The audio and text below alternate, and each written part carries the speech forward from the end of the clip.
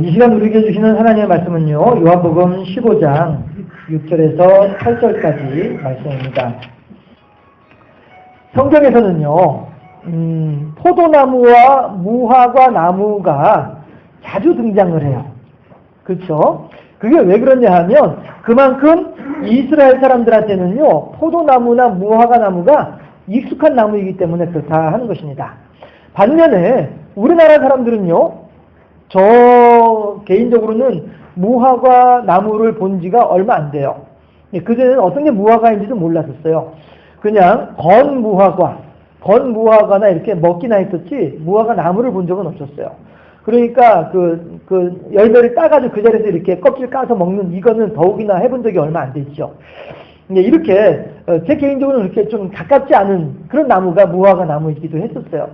예, 그렇게 했었고 대신에 아카시아 나무나 밤나무, 도토리 나무 이런 거는 이제 뭐 금방 이제 볼 수 있고 쉽게 볼 수 있는 그런 익숙한 그런 나무였었죠.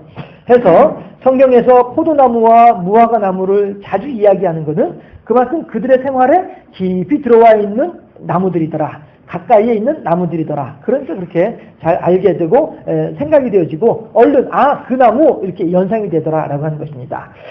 그런 것처럼 하나님도 마찬가지로 우리들의 삶에 그렇게 깊숙이 들어와 계신 분이 하나님이시다 하는 것이죠. 요즘에는 이 그림을 별로 이렇게 볼 수 없는 것 같은데 그림 한번 보실까요? 이 그림 아시죠? 예. 여기서 예수님 얼굴 모르겠다 하는 분 혹시 계신가요? 다 알고 계시죠? 예수님 얼굴 모르겠다 하는 분 혹시 계세요? 용기 있게 나 몰라요. 한번 손 들어보시죠. 예수님 얼굴 모르시겠어요? 지금 두 분이 용기 있게 하셨는데 지금 햇빛이 이렇게 비추고 있는 거예요. 햇빛이 이렇게 비추고 있으니까 이쪽 눈알은 이제 밝게 보이고요. 그러니까 눈동자가 깊으니까 지금 저 한쪽이 보이는 거고 그냥 콧날이 이제 보이죠. 콧날이 보이고 수염이 덥수룩하게 수염이 있고요. 수염 사이로 이제 입이 약간 보이고 있어요. 그리고 이제 어깨가 있고요. 이렇게 돼 있어요. 그 다음에 그 몸은 이제 이렇게 완전히 틀어져 있으니까 몸 전체에 다 이제 햇빛이 비춰지고 있는 중이고요. 이렇게 틀어진 상태에서 이렇게 돌리고 있는 이런 모습으로 지금 있는 거예요. 보이세요? 아무튼 그렇다 치고 그렇다 치고 이 액자에 글씨가 저렇게 늘 액자를 보면 저 글씨가 저렇게 늘 있었어요. 그리스도는 이 집의 주인이시오. 식사 때마다 보이지 않는 손님이시오. 모든 대화에 말없이 듣는 이시라. 필요하시면 말씀하세요. 제가 프린트해서 드릴게요. 제가 표고까지는 액자까지는 만들어드리지 못하고 프린트는 얼마든지 해서 드릴 테니까 필요하시면 말씀하세요. 그리고 오시면 제가 이렇게 연필로 그려가면서 설명을 해드릴게요.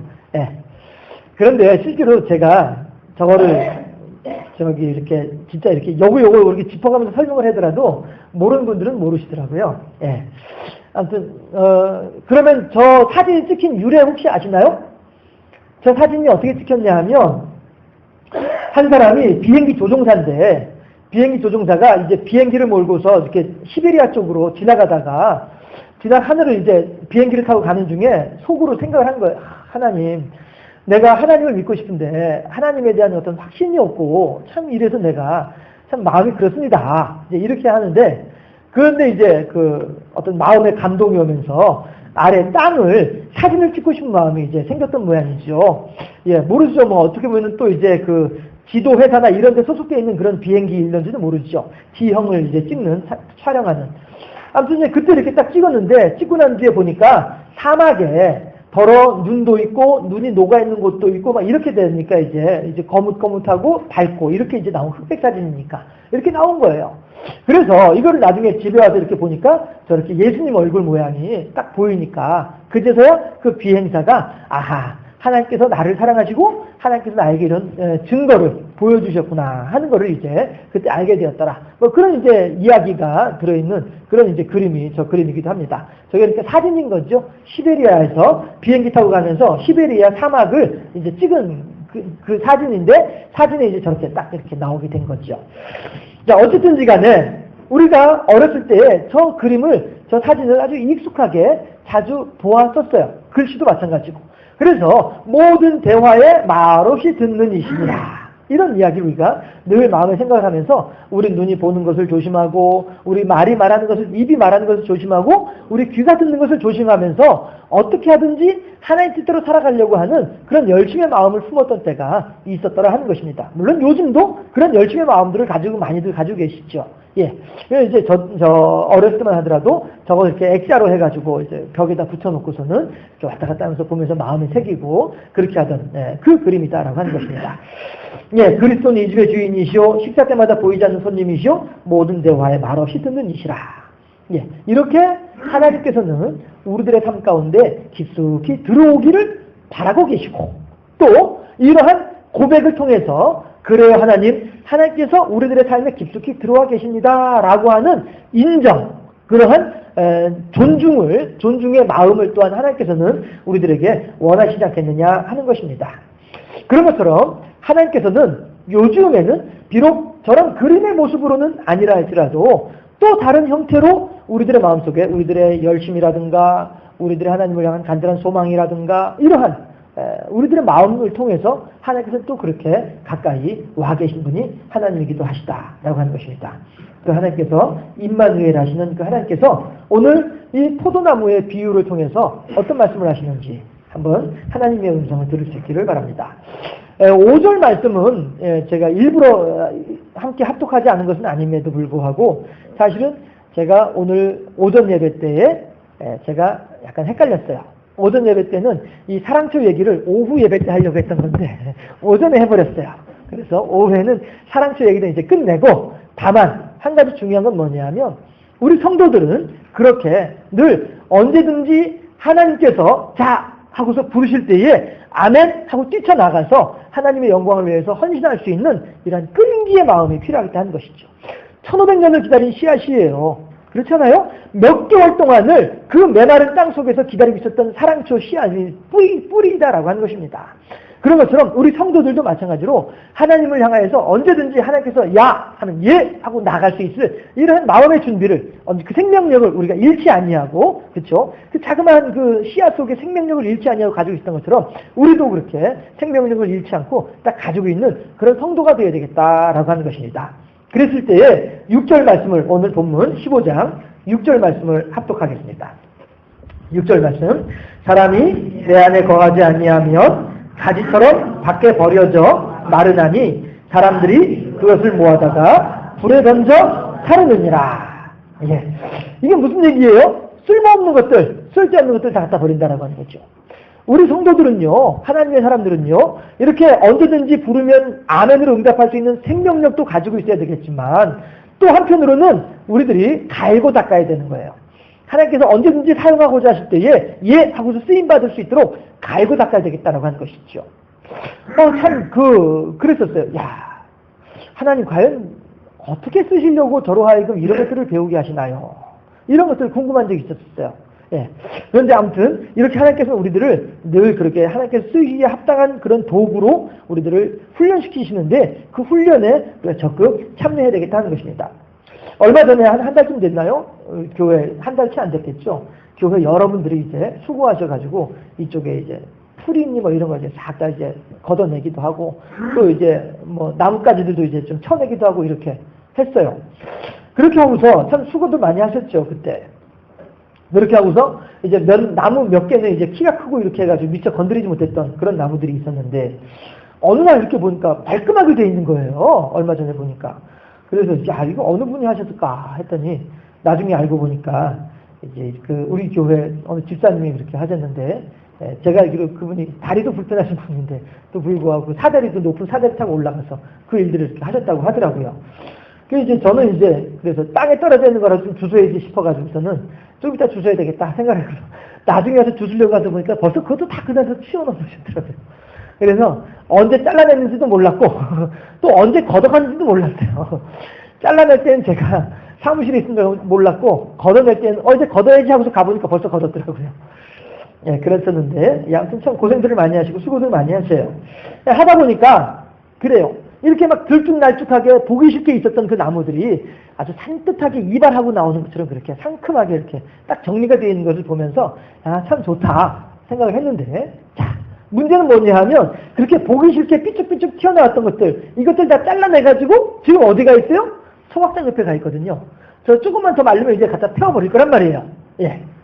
하나님께서 보시기에, 우리들이 하나님 보시기에 유용하고 쓸모있는 그러한 도구가 아니고 웃자란 나무 가지들처럼 그렇게 삐쭉삐쭉 도리어 보기 싫게 자라나는 그러한 모습으로 우리들의 심령이 그렇게 하나님 옆에 서 있다고 한다면 어찌하겠냐는 거예요. 다시 말씀드릴게요. 그때 잘라진 가지들은요, 지금 소각장 옆에 가 있다니까요? 곧 태울 거란 말씀이에요. 하나님께서 과연 만약에 우리들을 들어서 사용하시고자 할 때 무엇인가 하나님 마음에 안 드는 부분이 있다고 한다면은 어떻게 하실까? 그러나 한 가지 소망은 있습니다. 뭐냐 하면은요, 사람들은 잘라낸 가지는 여축 없이 그냥 갖다 태워버리고 말죠.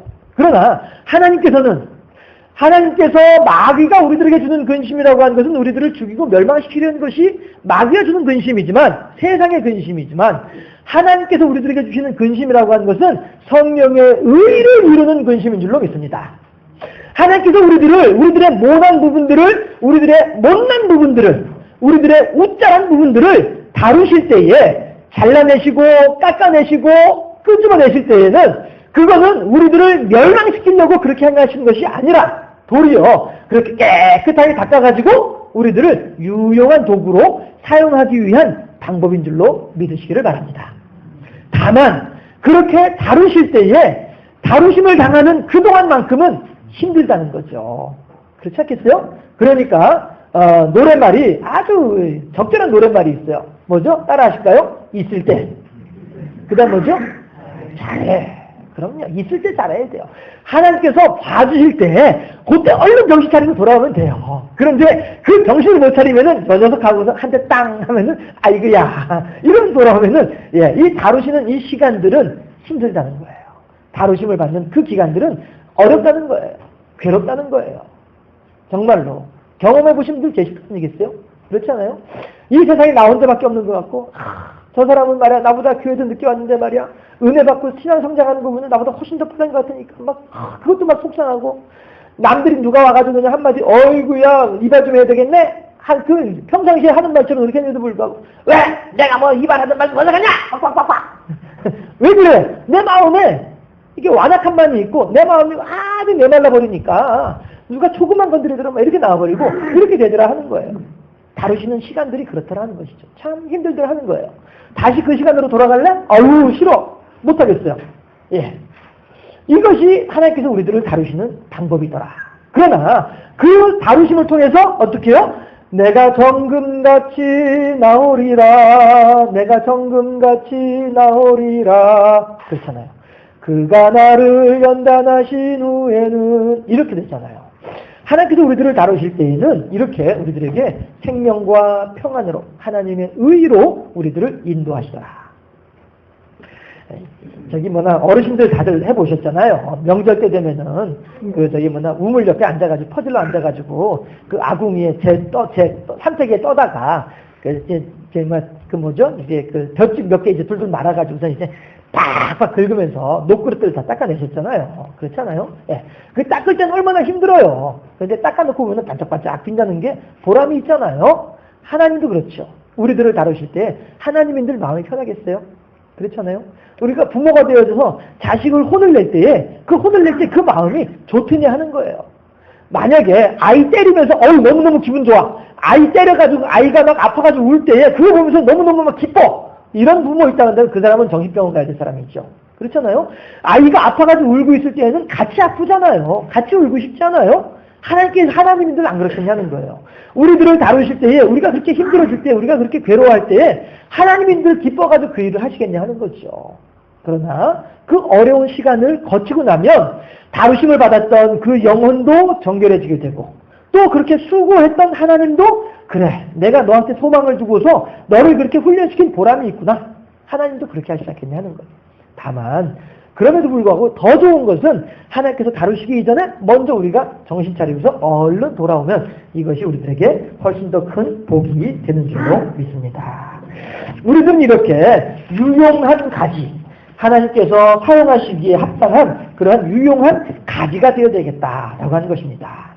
그렇게 할 때 말씀드렸다시피 하나님께서 주시는 근심은 우리의 영적인 삶에 유익이 되는 것처럼 하나님께서 그렇게 우리들의 걸음을 끝내 하나님의 뜻에 합당하도록 그렇게 바꾸심으로써 하나님께는 영광이요 많은 사람들에게는 하나님의 은혜를 끼치는 그러한 쪽으로 우리들을 인도해 주신다 하는 것입니다. 해서 그 과정을 우리가 짧게 잡으면 짧게 잡을수록 서로에게 좋지요. 그렇죠? 서로에게 유익하죠. 멀리 멀리 갔더니 외롭고도 쓸쓸하고 괴로운 것이 멀리 멀리 가는 길이니까 얼른 돌아오면 더 좋다라고 하는 것이죠. 그러므로 우리들은요, 우리들 스스로를 가만히 살펴보면서 과연 내가 혹시 하나님 보시기에 보기 싫게 웃자라는 어떤 그런 모습은 없는지, 그래서 결국에는 나무에서 잘려지고 마는 그런 쓸모없는 가지는 아닌지 우리들 스스로를 한번 잘 살펴보면서 하나님의 영광을 위한 하나님의 유용한 그런 도구로 세워져야만 하겠다 하는 것입니다. 그렇다고 한다면 어떻게 해야 우리가 하나님 보시기에 또 많은 사람들 보기에 합당한 그러한 쓸모있는 유용한 그런 도구로 세워질 수 있을까 하는 것입니다. 8절 말씀 합독해 보시겠습니다. 8절입니다.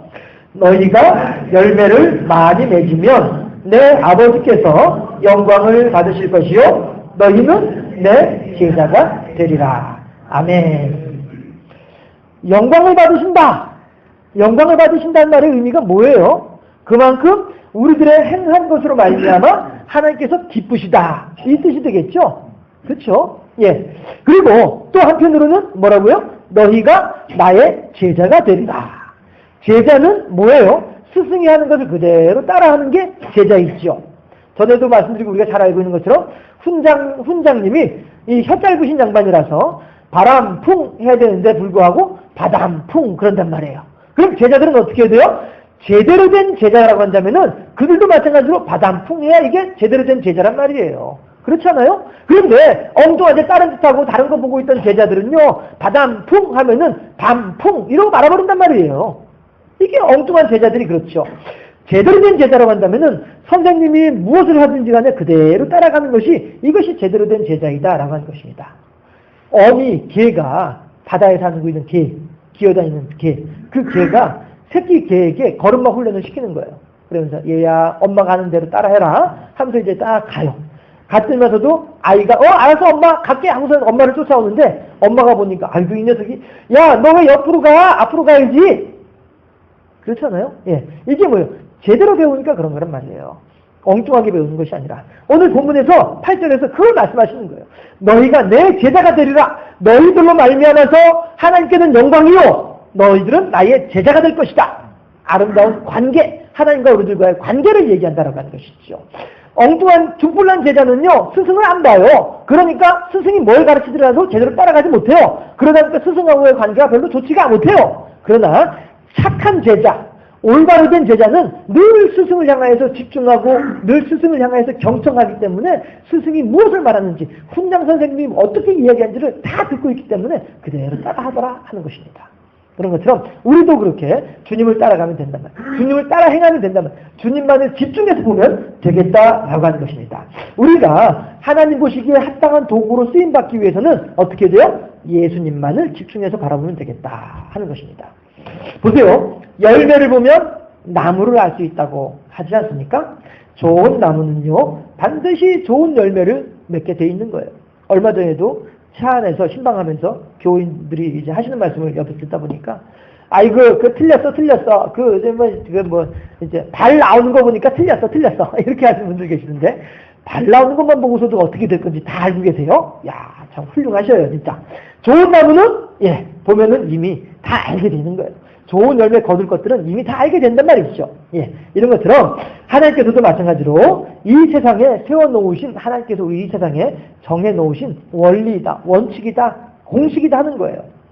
우리 또한 하나님 보시기에 좋은 나무라고 한다면, 그렇다면 우리들은 아름다운 신앙의 소유자라고 한다면, 하나님 보시기에 너 참 좋다, 너 참 훌륭하다, 이런 사람이라고 한다면 어찌하든지 하나님께 영광, 이라고 하는 오늘 본문 8절 말씀처럼요. 하나님께 영광이라고 하는 열매를 풍성하게 맺을 수 있어야 되겠다 하는 것입니다. 어떻게 해야 하나님께 영광이 되는 거예요? 우리가 예수님의 제자가 되면, 우리가 예수님의 뜻대로 살아가고 우리가 예수님을 기쁘시게 하는 삶을 살면 이것이 하나님께 영광이 된다. 그랬을 때 하나님께서는 우리들에 대해서 발벗고 도와주겠다. 그렇게 내 뜻대로 하려고 하는 너를 내가 발벗고 도와줄게 하시는 말씀이 7절 말씀이에요. 7절 말씀 합독하고 잠깐 생각해보고 마치도록 합니다. 7절 말씀. 너희가 내 안에 거하고 내 말이 너희 안에 거하면 무엇이든지 원하는 대로 구하라. 그리하면 이루리라. 아멘. 요한복음 15장 7절 말씀은요. 암송해 두셔도 좋아요. 너희가 내 안에 거하고 내 말이 너희 안에 거하면 무엇인지 원하는 대로 구하라. 그리하면 이루리라. 라고 하는 말씀이에요. 이게 뭐예요? 야, 너 걱정하지 마. 내가 다 알아서 해줄게. 하나님께서 하신 말씀이에요. 걱정하지 마. 다 알아서 해줄게. 이거죠. 그러나 한 가지 전제 조건이 있습니다. 뭐냐 하면요. 5살짜리 꼬마 아이가 엄마한테 와가지고 엄마는 내가 원하는 거 다 해준다고 했지? 해준다고 했지. 그럼 엄마 저 부엌칼 좀 나한테 줘봐. 주겠냐고요. 그건 누가 주겠냐고요. 어느 부모가 5살짜리 꼬마 아이에게 부엌칼을 쥐어주겠냐고요. 안 준단 말씀이에요. 그런 것처럼 너희가 내 안에 거하고 내 말이 너희 안에 거하면 이라고 하는 말에는요. 한 가지 전제 조건이 있어요. 그건 뭐냐 하면 우리들이 생각하는 것, 우리들이 추구하는 것, 우리들이 원하는 것이 나의 욕심 따라 구하는 것이면 안 된다는 거예요.